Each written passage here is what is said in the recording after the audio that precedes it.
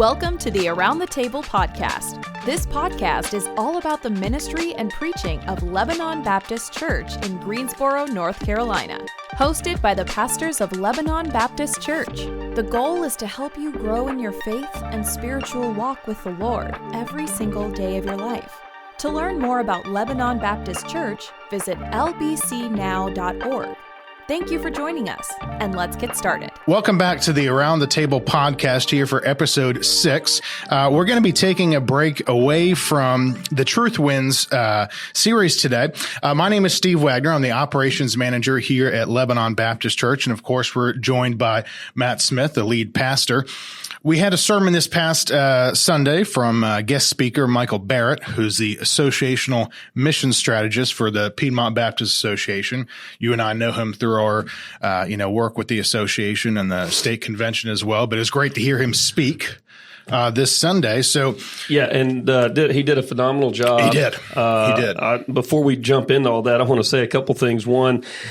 Had a good vacation last week, and we're back, but it's always tough coming back the week after being away at the beach on vacation, but it was a good time. Also, man, we were having a blast on this pre-recording right now. So we're recording this on Wednesday, but trying to get ready. This is like take number 9 or 10. We kind of messed up a couple times trying to get this thing started, but had a lot of fun doing it. So anyway, we're a little energized by that, but man, Michael did a phenomenal job preaching Sunday. And, I just want to say a couple things too before we jump into some of what he said, because we want to interact a little bit. We do want to interact a little bit today with the sermon, and then we got something kind of relevant cultural news stuff we want to deal with toward the end of the episode today too. So stay tuned for that. You're not going to want to miss it. Anyway. But, Michael, so married 50 years. He's been married 50 years. That's he impressive. Pastored at Pleasant Garden for 31 years, been the associational mission strategist, for about 5.5 years, working with 120 churches here in this area, Baptist churches here in this area. But, man, 31 years pastoring, being faithful to the same church, same congregation that long, that's commendable. You don't see that very much these days. Right. Being married 50 years. Don't see that much either. Could you imagine this guy? He has got to be like super sanctified. Pastoring the same group of people for 31 years, being married to the same woman for 50. He has got to be super sanctified. But anyway, he's a great example, and I have benefited greatly from his friendship and relationship and coaching and mentorship, and so I just thought he did an awesome job preaching Hebrews 11, Matthew 11, and I gotta state the obvious too. The obvious. How does he come in and he preaches one sermon on Hebrews 11. It took me like 10 weeks to get through Hebrews 11. That's funny because after that sermon, when I went to lead my small group in the student ministry, one of my students said the exact same thing. He said, how did he get through Hebrews 11 in one sermon? It took Matt like 2 months. Yeah, I think when you get older, you're just you can do things a lot faster because you don't have as much time. I don't know what you're like. I got a lot of time left. I better get through this quick. I don't know. I mean, it's like. I'm like, did he really just go all the way through Hebrews chapter 11 in that one sermon? But he did, and it was great. It was. What do you, I got several quotes and several like kind of takeaways from it and stuff we can talk about a little bit. Let me jump in with one unless you got anything to add before we jump in. No, because I think the first quote, the first thing you're going to talk about, I think is one of the things that I highlighted.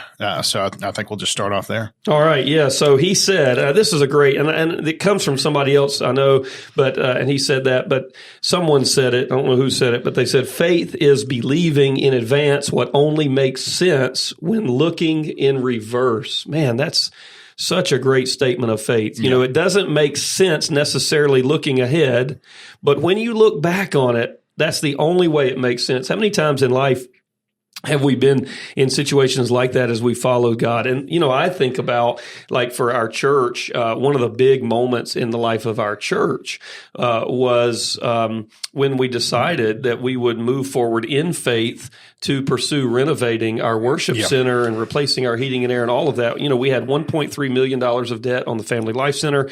The church had gone through a really difficult time just 2 years prior. I was a new, young pastor, still young, but was younger than I am now. Didn't have a lot of experience, and we were going to do this renovation, and the whole thing was going to cost us like $1.3 million.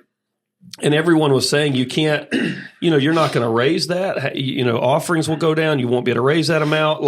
But it didn't make a lot of sense in the present. How can we enter into this? But when we look back on it in reverse, it makes total sense. But it was God working, and that's what faith is. Right. Faith is that. And so, that was for those of you that are listening to this that were here for that journey, it was a lot of, hey, this doesn't make sense, but we're going to take the next step. Hey, this doesn't really make, we're going to take the next step. And then you look back on it, and wow, what a step of faith and journey of faith. Yeah. And that's really about, you look at a lot of churches that don't take those steps, because the Bible tells us that God has plans for every church, and every church is here in this specific place and time for a purpose. If we don't have that faith and go out on that faith, then we're really not following that plan. Yeah. And, I think we live in such a world where we want we want every step to be logical and to make sense. Right. And faith isn't always like that. I don't think that faith is, faith is not, devoid of calculation, and it's not devoid, of doing the homework and doing the research and putting it all out there. But God calls us oftentimes, and you look throughout the history of Scripture, God calls his people to do things that don't necessarily make sense. I was reading last night the kids' Bible story book to the two little girls, to my girls Leah and Anna, and we read the story of Gideon, where God asked Gideon to take 300 people to go fight the army. Yeah. It's like 300, only 300, and God, but God was in that. He was following God. He was obedient. You look back and we read that and go, oh man, that makes perfect sense the way God did all that. But that's looking in reverse. So that was a great definition of faith. But if we spend that much time on every one of these points, we're going to be here quite a bit longer than even he was in the sermon. So next one. I thought you can't. I love this because it moves from that to you can't have a testimony without a test. Yes. In Hebrews 11, there are all these great examples of men and women of faith, but there's this whole bunch toward the end of the chapter where it's like they faced difficulties and hardships and persecutions and were killed. And you can't have a testimony without a test. When we look back on life and are following God, it's the difficult times, the storms, the stuff that, like in my own life, I can look back on times where I feel like my relationship with God grew closer. My faith was stretched. I was matured through very difficult storms of circumstances. I would have never signed up for that. If it was like, hey, God's like, hey, you can grow closer to me by reading your Bible and praying, or by going through this really difficult time. I would say, give me the reading the Bible and praying one, right? But when you look back on it, how many times have I talked to people who have had similar experiences where they look back on it and they say, I would have never signed up for that, but for some crazy reason, because of what God did through it in my life, now I actually look back on it and go, I wouldn't change it. Yeah. And I think some of that's what he's talking about. Our trials define who we are a lot of times. And you look at, Hebrews 11:13, these all died in faith, which you just talked about, not having received the things promised, but having seen them and greeted them from afar and having acknowledged that they were strangers and exiles on the earth. Testimony is our story of how God has worked in our lives. If we don't have anything to show how God has worked in our lives, we don't have a testimony. And that's what Michael was saying. But I ask people all the time, where in the Bible does it tell us that everything in our lives is going to be good, that God will just work everything out so that it's perfect? We don't encounter any trials and tribulations. Nowhere. Yeah, well, it tells us that in the Health, Wealth, and Prosperity edition. Well, yes. Go to a Health, Wealth, and Prosperity, Health, Wealth, and Prosperity church, and they'll make everything be like that. Everything is just, good. And as David would say, hunky-dory. Hunky-dory, yeah. But we'll come back to that some other time. But yeah, no, you're right. The Bible doesn't say we're not promised an easy life. In fact, if we're following Jesus, it ought to be somewhat difficult. And that's one of the next things that I think, he said that I thought was really strong and impactful. Michael said in the sermon, Jesus didn't die on the cross to make us safe. Right. I was like, man, yeah. Salvation is more than a fire insurance policy. Jesus didn't die on the cross just to save us from hell, just so that we can live a comfortable, easy life and make it safely to our death, which, we all want to live a long, fruitful, prosperous, healthy life, but we want it to be influential. We want to make a difference for Christ and for eternity. And I loved how in the sermon, he really challenged us to think about how we can use our lives. And he shared the story of the missionaries. I love that example, the one-way missionaries, man. They packed up their stuff in coffins, I mean, wow, that's faith. And some of them died. Some of them, even though they died, made a huge impact. Some didn't die. They were there a long time and made a huge impact, but they followed God and they made a huge difference. And I just thought, man, that's how we are. It's like we get very caught up in the, even the old American dream kind of concept of we want to, have a lot of things. We want to travel. We want to have vacations. We want to have family. We want to enjoy all the good things in life, which none of that's bad. But God wants us to do something with our time here on earth that is outside of ourselves. So I really appreciated how he challenged us. And I thought that was convicting and really for all of us ought to be convicting. But any particular points that jump out on some of what he said that you'd like to mention that's outside of those? Well, I know, and this is actually just the other night when we did our devotional after, with my boys after dinner, one of the questions at the end of the devotional was, how has salvation changed your outlook on the rest of your life? And I think Michael's talking about this here, because we don't have to be concerned. Our concern changes. Our end goal is eternity. That's where we want to be. And it sets a different worldview about what's important in our lives and where we need to go from here, and look at, Hebrews 11, verse 7, when we're talking about Noah, Noah constructed the ark in reverent fear. Reverent fear. And when we talk about the story of Noah, and how much faith he had to construct this ark when there was no rain, in sight. And yet he said, okay, well, this is what God is telling me to do. This is what I'm going to do. And, that is what Michael is telling us about. Abraham set out for the promised land without knowing where he was going. Yeah. I know, huge steps of faith. He went through this running list at one point in his sermon, Pharaoh had a title, but Moses had a testimony. Right. Nebuchadnezzar had a title, but Daniel had a testimony. Right. Now, when I look at those two examples, and I think about it, I'm just, as we're kind of real-time processing some of this, in the present, if all that there is life on earth, who would you rather be? You'd choose to be Pharaoh rather than to be Moses. You'd choose to be Nebuchadnezzar rather than Daniel. I mean, we talked about some of the horrific, mutilation and suffering and struggle that Daniel faced. Moses, for 40 years, had to run from Egypt and go live in the middle of the desert, taking care of sheep.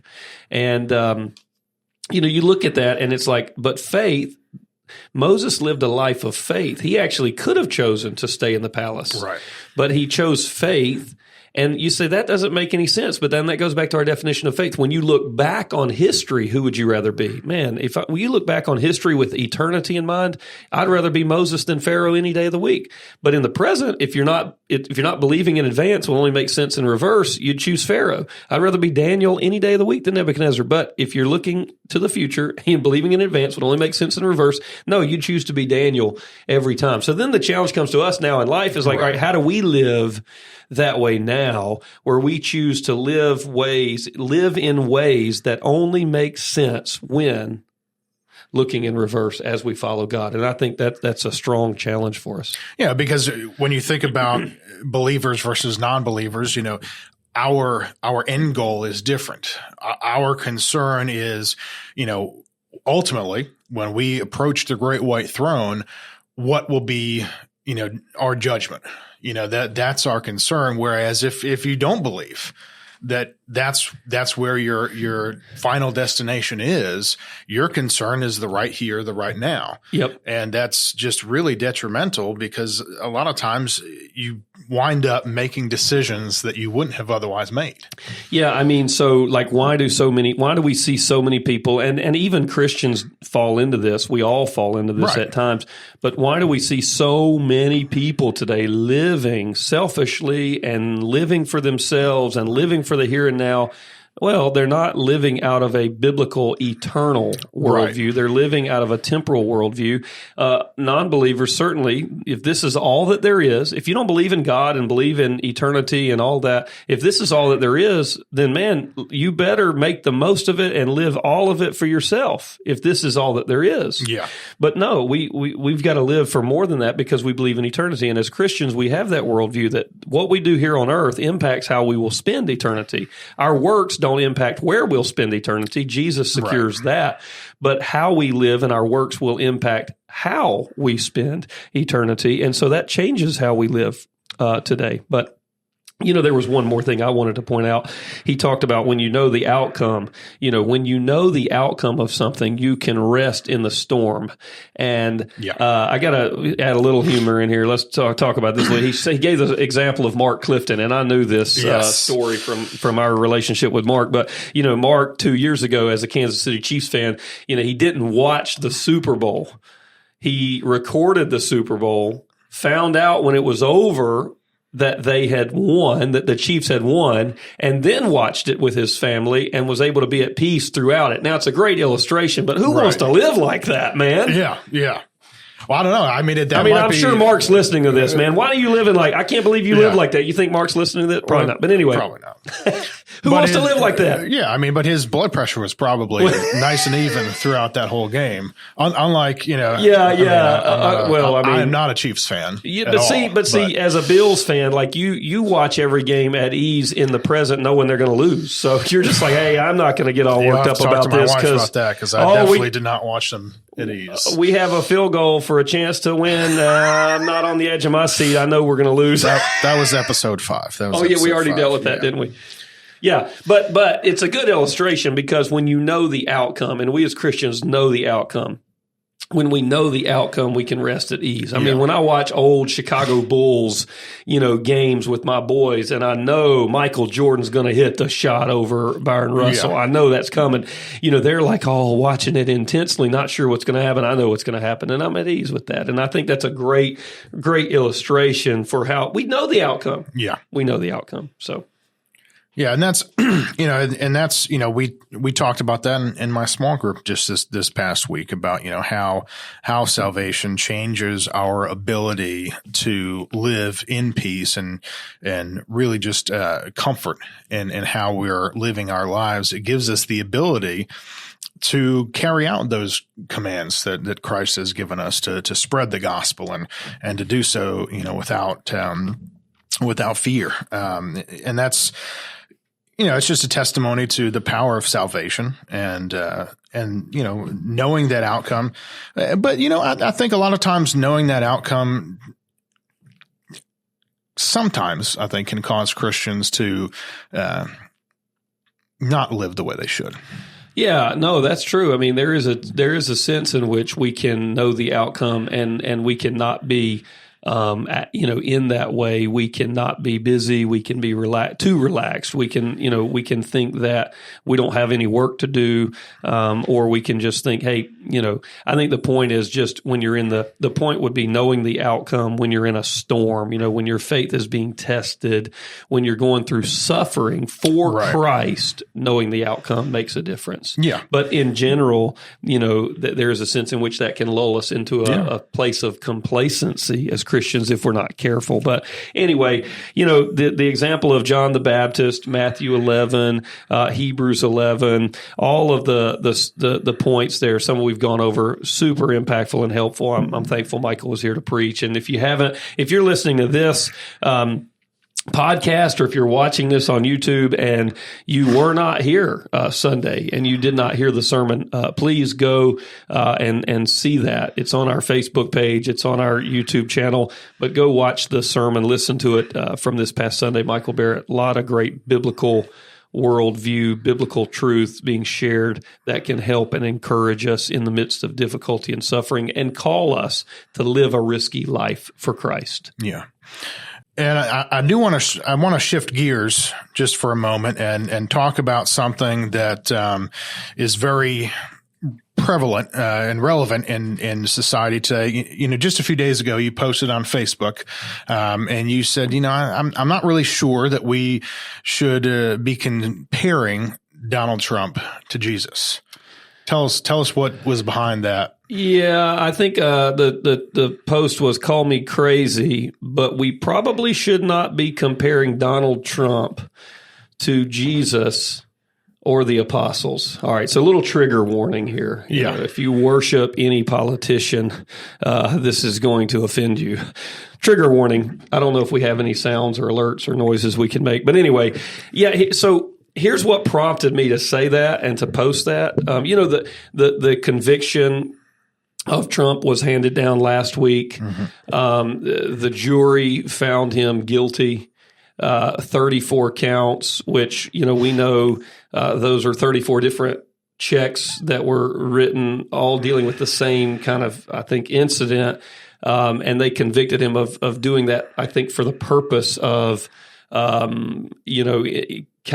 influencing the election, or preventing something from influencing from coming out that influenced the 2016 election. That was kind of the viewpoint. And anyway, but here's what I think here is what kind of prompted me to post that. All right. So I was on Twitter. I know it's called X now, but I'm like a few others. As I'm getting a little bit older, I'm just getting stuck in my ways. I'm going to call it Twitter. I'm calling it Twitter. That's all right. We can call it Twitter. It's Twitter. Yeah. I mean, what do you call it if it's X? That's that was my question. You can't call it, if it's not a tweet, what is it? Yeah. I mean, I'm like, I like what Elon Musk is doing in overseeing this and running it, but I'm calling it Twitter. Anyway, so I came across this tweet, and it was from a guy that I've read. I've read 5 books from this guy. So he's smart. He's intelligent. He claims, and I think is a Christian. He's a follower of Christ. He's written some good Christian books. And I've respected that. And again, he's a really smart guy. So, I come across this tweet, and I think we can put it up on the screen for those of you that are watching. You can kind of see it, but if you're not watching this, let me just describe it for you. The tweet was a side-by-side picture of Donald Trump with the word guilty underneath it. Beside it was a picture of Jesus hanging on the cross, and it said guilty underneath it.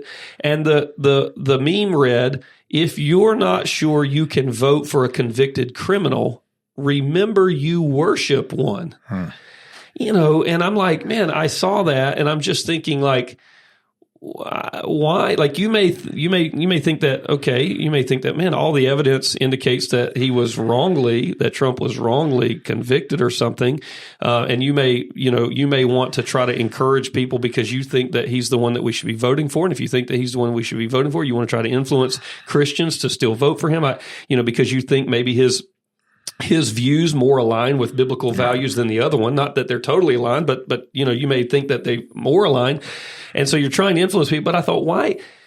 Man, we can't be comparing Trump to Jesus. And I saw other tweets where, Jesus was righteous and sinless. Donald Trump's not righteous and sinless. He's got, he's got things that need to be pointed out that we are not as Christians pleased with, that is immoral. And then sometimes people will come back and say, yeah, but so does everybody else. And I get that.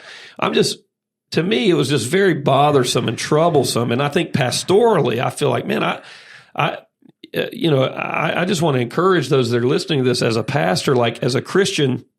I don't think that that's a respectable thing to do. I don't think it brings any.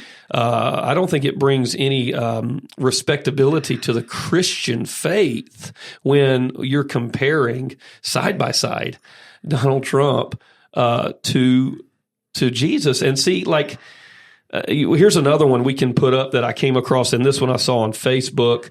But this one was, we can put this one up on the screen, but I'll describe it for you for those that are listening. This was a picture of like Donald Trump sitting in the White House, in the Oval Office, it looks like maybe, with an American flag behind him to the right, and Jesus, a rendering of Jesus standing behind him with his hands on his shoulders, Trump reaching up and touching Jesus' hand, which is on his shoulder, and then saying like a statement from Jesus saying, "It's okay.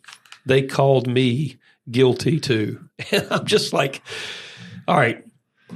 I'm just saying we cannot be doing that. We can't be comparing this. We can't be comparing Donald Trump to Jesus. And I think anyone with any ability to reasonably look at this as a Christian would say, like, hey, even if a person is staunchly convinced, like, I am voting for Donald Trump, that's fine. And you may be staunchly convinced that, hey, this trial was ridiculous and it was a weaponization. You may believe it was a weaponization of the justice system, which is scary if for something like that to happen. Absolutely. You may believe all those things. But don't compare Donald Trump to Jesus. There is no comparison. Yeah, I mean, that's just no human being alive should be compared to Jesus, whether falsely convicted or falsely accused or anything. No human being should be compared to Jesus, but especially someone so public and who has the flaws and failures. And we can point that out in any in any politician. We can look at the current president, Joe Biden, and we can say, we can point out flaws about him as well very easily. I mean, he was not too long ago at an abortion rally and making the symbol of the cross as a professing Catholic. As a professing Catholic, he's making the symbol of the cross at an abortion rally. Like, you can't do that. Like, that's not a Catholic position. And anyway, the absurdity to think that you can do that. So there's much I just think there's much that can be criticized of Trump and Biden. You can criticize them both on many fronts. I do think that the next few months of an election season, they'll be tumultuous. It's going to be tumultuous. It is going to be crazy. I'm not sure really. I mean, I'm not sure you can predict what to expect and what's going to happen. I just want to encourage Christians, not just to be careful and not to go out there and do things like that, because it's not respectable as a Christian. Now, I don't know if I said all this, but I don't want to, again, I didn't want to mention the name of the one who tweeted that originally. And I think in good faith, he realized after a little bit of time, this is probably not the right take. Right. And he went and pulled it down, so he did take it down a few hours later. But again, and so I think, he probably felt that way looking back on it, maybe got some counsel and advice or someone, talked to him and said, wait a minute, I don't know how that played out, but he took it down later. I'm just saying, we just can't do that. We can't be doing that. And I would say, look, like, we as Christians need to, like, We need to be able to speak about these kinds of things. We try to avoid being political as a church, but here's the difficulty.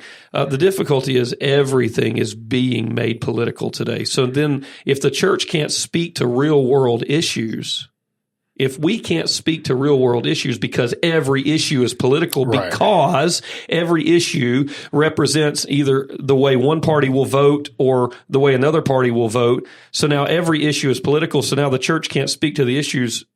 We can't be salt and light, right, in that kind of a world. I mean, the church is still called to speak to the truth. Exactly. And, when you see that, yeah, I mean, it's, I saw some of the same kinds of, posts on Instagram, Facebook, all the social media.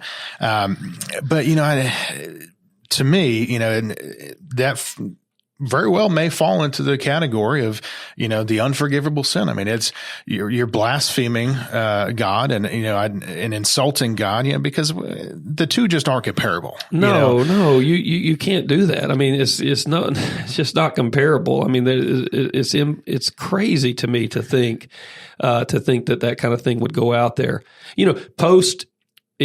Make your post and say this was a sham trial, and this should have been tried in federal court, if anywhere. And how could you have proven beyond any doubt that was for that purpose that the hush money was paid, or say that. Say that it was a weaponization of the judicial. I mean, right. Say the justices, say all of that stuff. But don't, and see, that's the problem. I think because of social media, we're like, we got to have a hot take in 140 characters or less, although you can put more than that out there on Twitter now. But it's like, we got to put something together that can be communicated in a meme. There's got to be something quick that grabs that attention. Yeah. And most issues are not that simple that you can just put a little meme together and it actually deal with all that's involved fairly and adequately. Yeah. So just avoid that. I'm just saying Christians, as a Christian, avoid doing that. You can be staunchly Democrat in your viewpoints and support. You can be staunchly Republican in your views and support. Fine. You may feel that way. But still, when you see truth, when you see something that is true or not true, and it may affect your party one way or the other, positively or negatively, just separate through all of that kind of stuff. Separate through all of that stuff and talk about the issues. Don't compare Donald Trump to Jesus. That's my take. That's my hot take. And I think just to wrap it up, I think that as Christians, when we have those kinds of questions, we should stop and we should consult the Word and see if our intended actions are going to match up with the Word. Yeah. Think before you speak. Think before you tweet. Yes. Anyway, again, let's do everything that we can to point people to Jesus. Voting matters. Who's in the White House matters.